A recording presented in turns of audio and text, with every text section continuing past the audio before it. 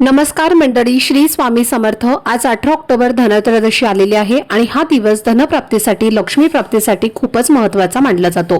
या दिवशी माता लक्ष्मी, भगवान कुबेर आणि भगवान धन्वंतरी यांची पूजा केली जाते, कारण या दिवशी त्यांचा आशीर्वाद मिळवण्यासाठी विशेष महत्त्व आहे।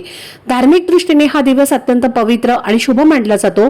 धनत्रयोदशीच्या दिवशी केलेले काही विशेष उपाय अत्यंत प्रभावी ठरतात आणि ज्योतिषशास्त्रानुसार असं म्हटलं जातं की या दिवशी केलेले उपाय आपल्याला 10 पटीने किंवा अगदी 13 पटीने अधिक फळ देतात आणि म्हणून हा दिवस आपल्या जीवनात समृद्धी आणि सुख आणण्यासाठी सर्वोत्तम वेळ आहे।